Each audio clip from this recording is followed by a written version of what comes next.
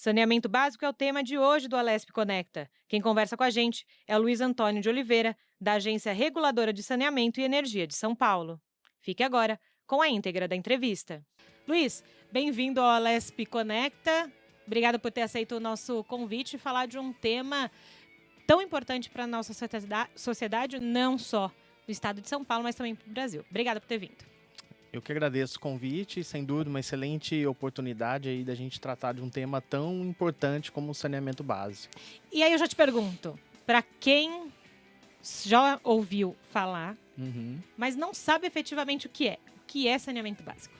Bom, saneamento básico a gente pode definir de uma maneira mais simples, como é uma política pública, né, relevante, e é um conjunto de serviços hoje definidos, tem uma lei específica que trata definindo a política pública de saneamento e engloba os serviços de abastecimento de água, esgotamento sanitário, manejo de resíduos sólidos, né, limpeza urbana e drenagem urbana, né, as galerias pluviais, água de chuva, toda essa infraestrutura de drenagem. Então, esses 4 serviços compõem o que a gente chama aí da política de saneamento básico para a população. E essa lei que você falou é uma lei federal que rege os estados? Como é que funciona isso? Exato, é uma lei federal, né, a Lei 11.445, entrando assim no âmbito da formulação da política pública de saneamento, todos os atores, todos os entes federativos, né, a União, os estados e municípios têm um papel importante na formulação da política pública, uma política conjunta.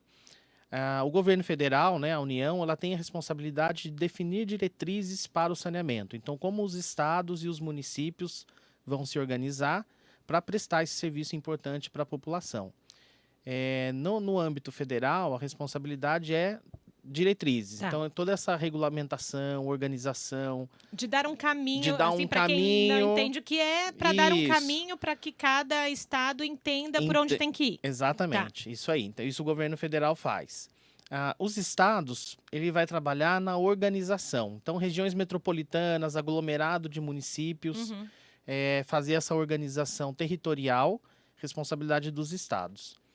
E os municípios, né, os prefeitos, os vereadores, são os grandes responsáveis pela maior parte da implementação da política pública de saneamento. Então, eles que definem a organização territorial, né, onde vai ser, por exemplo, área urbana, área rural, se eu vou ter algum distrito industrial, a forma que o município vai ser ocupado é definido pelo município, né, pelo prefeito. Definido pelo município, pelo prefeito, e cada região dessa que você acabou de falar tem um jeito próprio de se cuidar, é isso? Exatamente. Por isso que a nível federal são só diretrizes, os principais caminhos, porque a gente sabe que a gente tem cada realidade diferente no Brasil. O próprio estado de São Paulo tem realidades diferentes. A gente pegar os municípios. A cidade de São Paulo já exatamente. É bem difícil. Exatamente, bem comparado. Então, por isso que a nível federal e estadual são mais diretrizes e o município, dentro da sua característica específica, é responsável por ver a melhor forma de prestar o serviço de saneamento. E aqui na cidade de São Paulo, né, falando da cidade de São Paulo, a gente tem muitas regiões de mananciais, né, principalmente nos extremos ali, né, quase cortando ali... fazendo divisa com outras cidades, quem passa pelo Rodoanel vê alguns mananciais e tudo mais. E a gente sabe que é um problema de algumas comunidades, alguns bairros mais afastados do centro, dessas regiões. Como é que tem funcionado essa questão na cidade de São Paulo primeiro, depois a gente vai abrindo para o estado? Para o estado. Hoje, a cidade de São Paulo em si, a gente não consegue organizar o serviço de saneamento pensando só na cidade de São Paulo. Nós temos uma região metropolitana, o serviço ele é completamente integrado. Então, o mesmo sistema de abastecimento, tratamento de água que a gente tem no município de São Paulo atende outros municípios. Sim. E São Paulo em si tem pouca água, né? Disponibilidade hídrica. Então, a água que o município de São Paulo trata e distribui vem de outros estados, inclusive. Vem de Minas Gerais, vem de outras regiões. Então, é o que a gente fala de sistema integrado. Então, toda a política tem que ser pensada a nível regional, região metropolitana de São Paulo. Todo mundo tem que se conversar para dar certo. Todo mundo tem que se conversar para dar certo. Conversando já é difícil. Já é difícil. Mas, e a questão que você citou é bem relevante quando a gente fala. Os serviços de saneamento, infelizmente, ainda não é universalizado. Ou seja, nem todas as pessoas têm acesso ao serviço de abastecimento Pois é. de água, esgotamento sanitário e tratamento de esgoto. Um dos grandes desafios são essas regiões de mananciais, né? A gente tem muita ocupação irregular, onde o serviço, a engenharia de infraestrutura não consegue ser implementada por restrições da própria ocupação. Então, aí é a conversa E entre aí a de política... solo, de natureza, de meio Exato. ambiente, de tudo mais. Perfeito. Envolve outras questões. Envolve não outras só questões. a ocupação, vamos deixar claro. Isso, não. É. A ocupação é um pontinho dentro de todo o problema, toda a dificuldade que tem, né? Por isso a necessidade de conversar, né? A formulação da política de saneamento com a política habitacional, com a política de meio ambiente, em um contexto bem maior do que tratar isso de maneira isolada. E a gente vê, vem se falando muito nesse ano, principalmente 2019, de certos tipos de privatizações, usar o setor privado para beneficiar alguns tipos de serviço dentro do saneamento básico, do esgoto, né, dali de tudo que você falou para a gente nesse comecinho, o quanto seria interessante, não estou dizendo interessante a privatização, vou deixar claro, eu estou dizendo assim, unir algum momento o setor privado, porque a gente sabe que às vezes a demanda para o Estado é muito grande, né? Então, entender essa junção. A nível nacional, para a gente ter uma ideia de cifras, né, de quanto a gente está falando, para universalizar os serviços de abastecimento de água e esgotamento sanitário até 2033, que é a meta do Plano Nacional de Saneamento Básico, a gente está falando algo em torno de 500 bilhões de reais para conseguir isso. Isso você diz, 2033, 500 bilhões de reais, para que todos tenham... Todos tenham o abastecimento de água. Todo brasileiro, todo você brasileiro. Diz. Tá. Isso, a nível nacional, isso. Os índices de... 19 para 33? Pois Um pouquinho de ano aí. Tá aí. Mas isso a gente sabe que é uma quantidade de recursos, como você disse. Se a gente for considerar recursos fiscais dos estados, municípios, é praticamente inviável, né? O serviço de saneamento, o abastecimento de água e esgotamento sanitário, ele prioritariamente ele já é financiado por recursos tarifários. Então, boa parte do que é investido em saneamento, ele provém de tarifa, do que o usuário consome e paga. Tarifa da própria conta? Da própria conta, isso. Então, não são recursos fiscais diretamente do cofre do estado, do município, que é direcionado para saneamento. Então, a gente entende que dificilmente, né, avaliar o cenário econômico, fiscal dos estados, dificilmente os estados conseguiriam aportar recurso. Aí, estado, quando eu falo, são todos os poderes, né? Tanto prefeitura, governo estadual e federal. Dificilmente eles conseguiriam aportar recursos fiscais para o setor de saneamento. Então, a gente tem que considerar que boa parte desses recursos serão via tarifa, da forma que ele vem trabalhando hoje. Uma alternativa para complementar essa demanda por investimento seria a atração do setor privado, em parceria com o que a gente já tem de serviço público, para alavancar essa questão de investimento e atingir a universalização. Do ponto de vista regulatório, né, das agências reguladoras e mesmo do governo, não faz diferença se é dinheiro público ou privado, o importante é que a gente tenha o recurso e atinja o objetivo, que é todo mundo ter água e esgoto. Claro, sempre buscando a eficiência do prestador, seja ele público ou privado, isso é importante. Não adianta ter o prestador público, mas se ele não é eficiente, se o recurso que ele tem não está sendo bem aplicado. Então, Acho que eficiência é a grande palavra. A grande palavra, independente de quem está operando. Porque a gente sabe que, como o pessoal fala, né, o cobertor está curto. Precisa administrar muito bem o dinheiro, mais com menos. Tem que fazer mais com menos sempre.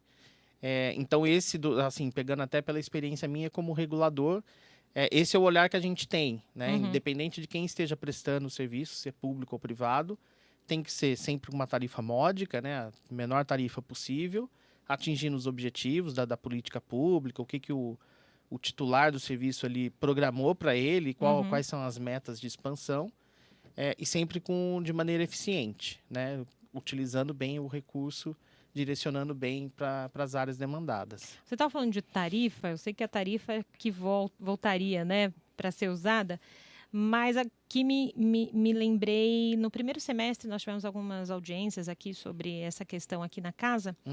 E alguns moradores, principalmente, né, de extremo sul, né, e tudo mais, falando que não se tem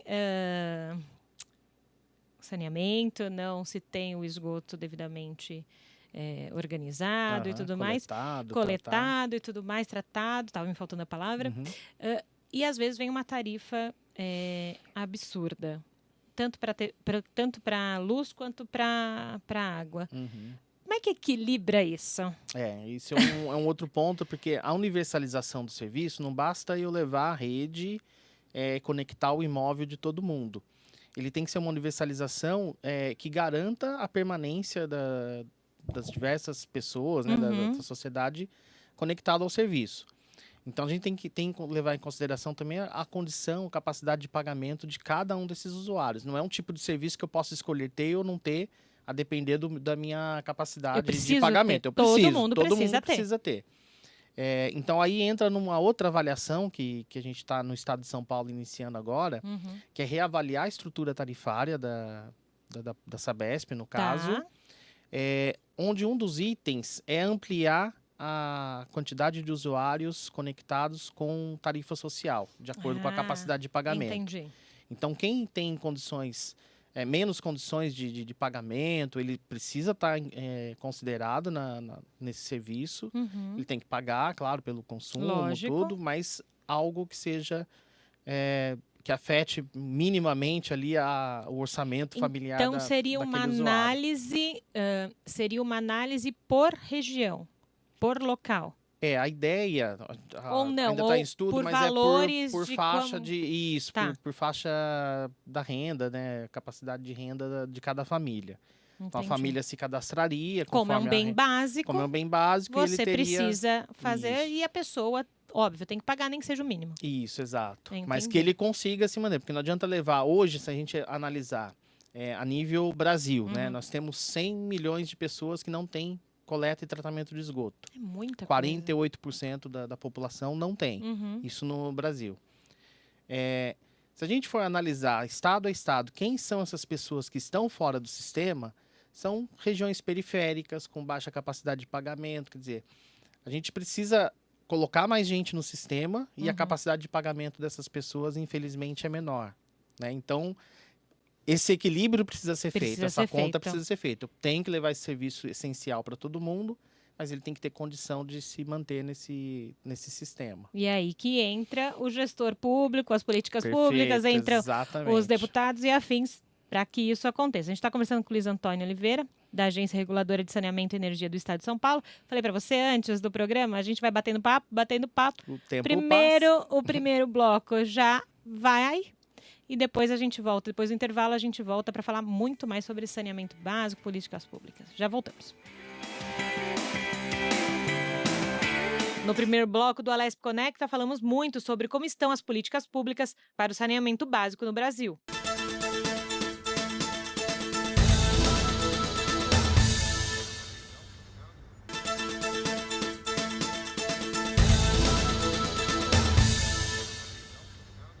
Voltamos com o programa de hoje e nesse segundo bloco vamos falar sobre como o Estado pode introduzir projetos eficazes para o abastecimento de água potável por aqui. E agora a gente vai seguindo nesse segundo bloco, falando um pouco como é que funciona fora do Brasil. Porque às vezes a gente gosta de comparar. Digo a gente porque quem nunca, né? Também já comparei, quem nunca. Gosto de comparar, mas fora do Brasil é assim. Mas em certo país é assim. Como que funciona fora do país e como que a gente pode trazer isso para a nossa realidade? Legal. Em termos de organização dos serviços, é bem semelhante. Normalmente são os municípios ou o ente local ali que é responsável por organizar o serviço. Essa prestação é a nível municipal, a organização é nível municipal. Em termos regulatórios, né, de regulação do serviço, de acompanhamento, temos situações em que a agência é nacional, então não temos agências municipais ou estaduais, é controlado pelo governo federal, pela agência nacional.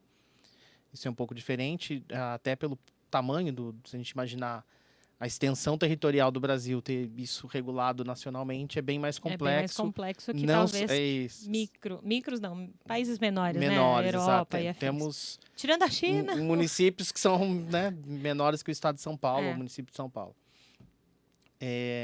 Isso não só em termos territoriais, mas também de características, né, diversidade de características regionais. O que tem se comparado até pela discussão que nós temos hoje, né, o saneamento básico está na agenda do governo federal, principalmente, com essa discussão da revisão do marco regulatório, tem se comparado muito a questão de privatização e remunicipalização ou reestatização dos serviços de saneamento. A gente tem que ter um certo cuidado quando a gente faz essa comparação. De fato, existem situações que está havendo o movimento foi privatizado e está sendo reestatizado, mas temos situações que, por exemplo, o serviço já foi universalizado, então, em determinado momento, o setor público precisou do parceiro privado para alavancar e fazer o investimento, universalizou, e aí não faz mais sentido que esse é um serviço público, né? Não faz mais sentido que tenha o setor privado participando. E aí Ele sim, foi um meio de, como você atingir falou, atingir o objetivo. Exato. E é o que a gente imagina também no Brasil e em qualquer outro tipo de política seja essa. É uma política, um serviço público essencial, é de responsabilidade do público, né, do Estado, municípios. Então não faz sentido se eu já atingi um objetivo de universalizar, levei para todo o serviço para todas as localidades com a qualidade requerida, faz sentido reestatizar e isso ficar só com o público à frente.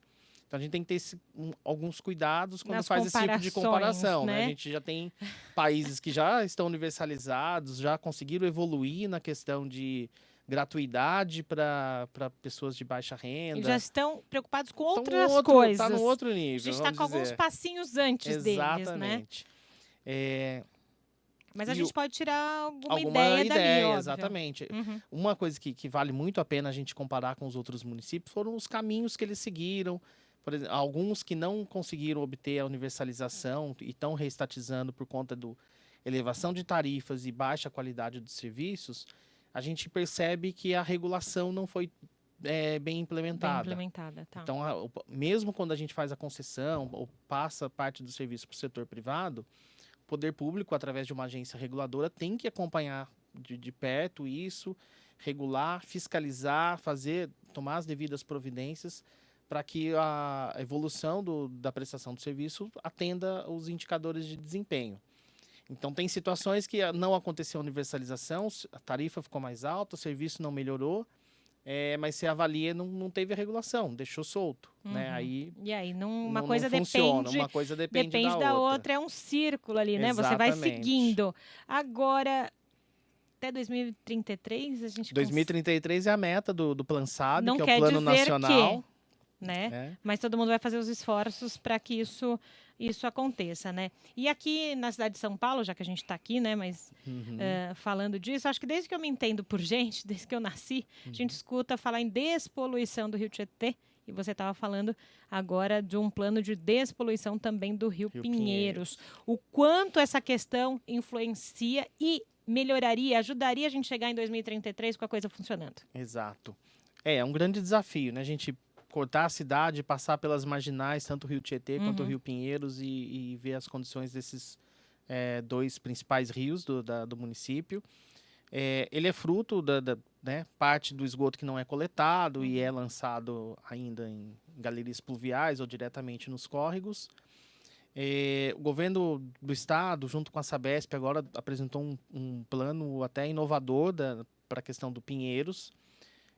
Porque, como eu estava falando, na questão da ocupação irregular, ou a dificuldade de se implantar a infraestrutura em algumas regiões que já estão ocupadas, já estão adensadas, não consegue passar tubulação, principalmente para coletar. A água chega, abastecimento de água até que consegue chegar. Mas pela característica de fazer a coleta do esgoto e afastar esse esgoto da região, ele é mais complicado em algumas regiões ocupadas. O que eu digo que é inovador desse projeto, que parte do esgoto vai continuar, não vai ter tubulação coletando, mas o tratamento vai ser feito em pequenos córregos, para quando essa água chegar no Rio Pinheiros ou nos outros afluentes, ele já esteja tratado e não com a carga poluidora reduzida. Então você não joga tudo no Rio Pinheiro, você vai antecipando. Você vai tratando isso antes de chegar. Exato. Entendi. É digo, inovador, porque até então não tinha nenhum projeto desse tipo aqui no município.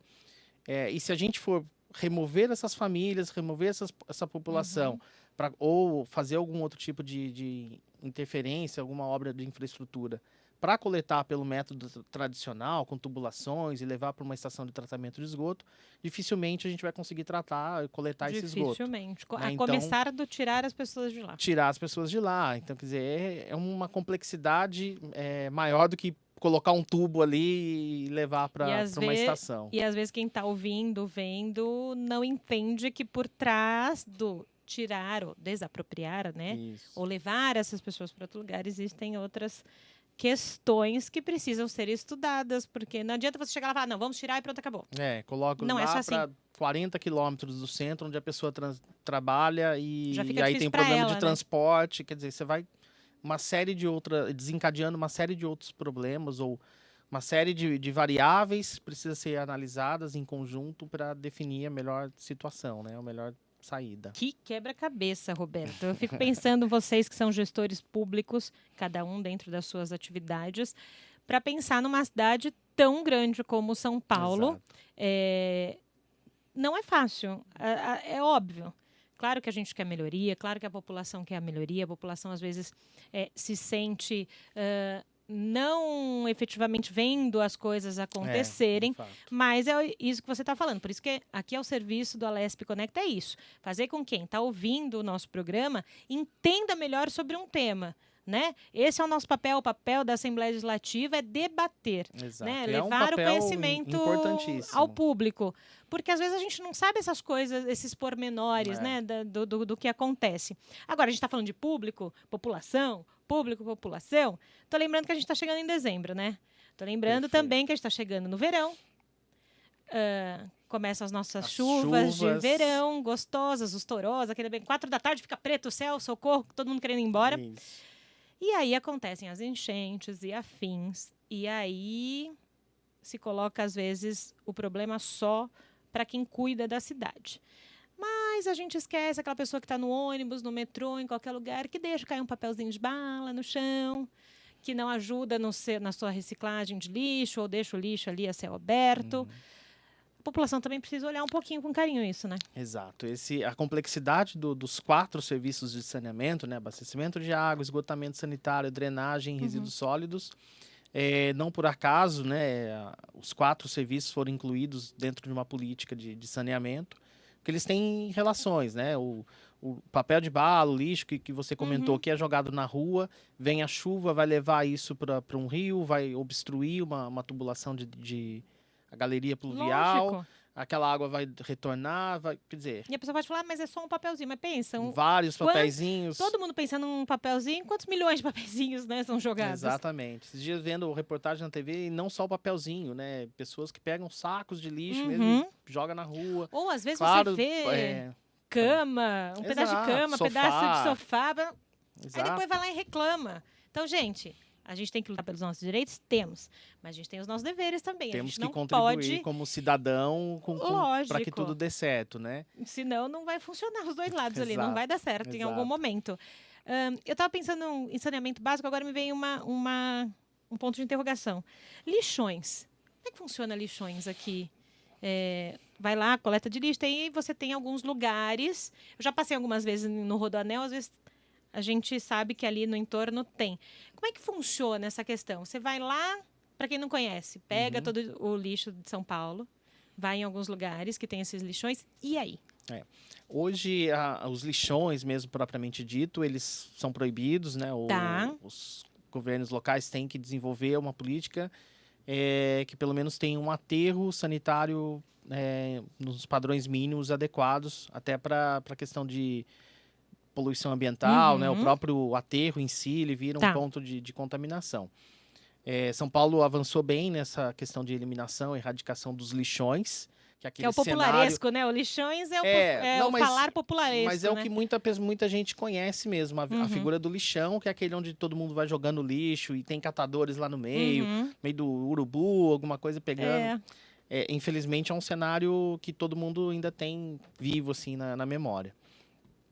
Hoje, pegando aqui região, no caso o resíduo de São Paulo, ele é destinado para aterros sanitários já no padrão correto, né, de aceitação pela política de resíduos sólidos.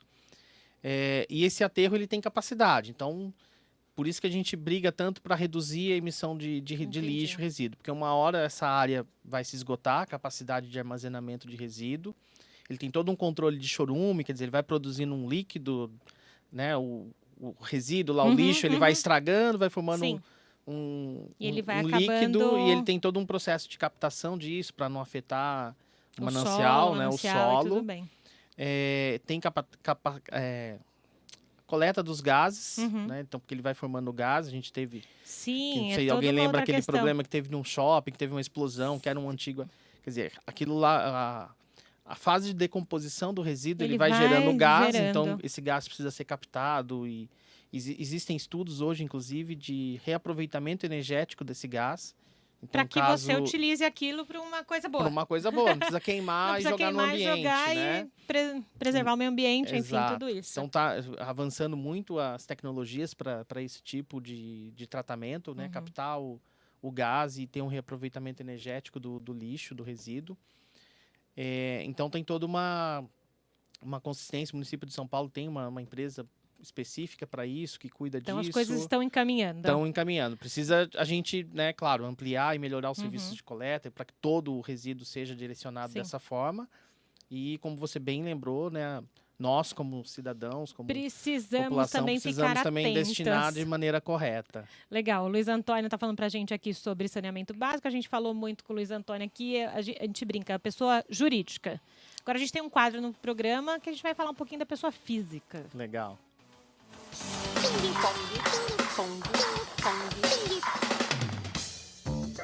Não teve graça, Roberta. Não se assustou. Não, era para assustar? Porque eu não sabia, mas opa! De vez em quando aqui surpresa! De vez em quando aqui no programa, quando a gente coloca essa vinheta, o pessoal fala... Vem aqui para falar de uma coisa, né? Políticas públicas, disso, aqui, vai ping-pong. O que tem a ver o ping-pong com essa minha história? Essa parte não estava combinada. Não estava, mas a gente não conta. A gente não conta justamente por isso. Legal. Luiz lá cuida, trabalha com gestão pública, trabalha com políticas públicas, saneamento básico, fica naquela loucura do dia a dia. Quando o Luiz não está trabalhando para tentar espairecer um pouquinho, relaxar, o que ele faz? O Luiz gosta de futebol. Assiste futebol, brinca um pouquinho, joga um pouquinho de vez em quando. Jogador de final de semana só? Final de semana. Isso. Peladeiro. Peladeiro. Clássico peladeiro. Clássico peladeiro. Eu tenho um filho de 15 anos, gosta de videogame, então a gente também arrisca um pouquinho, jogar videogame. Ele segue o time do pai? Segue o time do pai. E o time do pai tá bom? O time do pai deu ruim. Teve bem, viu? Já teve bem. Melhor nem falar qual é. Então, joga videogame e tudo mais. Você costuma ler livro, essas coisas? O que você pode indicar para o pessoal que está vendo a gente de coisa interessante que você já leu aí? Não, leitura, ultimamente a leitura minha é mais técnica mesmo. Até por causa de mestrado, pós-doutorado, um monte de coisa. E o dia a dia, né? O serviço de regulação demanda bastante leitura. Então, leitura é bem técnica mesmo. Recomendo leituras mais técnicas aí que eu tenho para indicar ultimamente, sobre principalmente parcerias público-privadas e... Para o pessoal entender um pouquinho, né? Exato. Então não foi tranquilo, gente. É só um pouquinho para a gente saber um pouquinho do Luiz. Luiz, a gente tá falando, acabou. Acabou o tempo? Acabou o nosso Alesp Conecta de hoje. Obrigado pelos seus esclarecimentos. Obrigado. Uma próxima oportunidade, quero você aqui de novo. Legal, agradeço o convite. Espero ter ajudado aí aos nossos ouvintes a entender um pouquinho do saneamento. Esse foi o Alesp Conecta de hoje sobre saneamento básico. Fique ligado no próximo programa.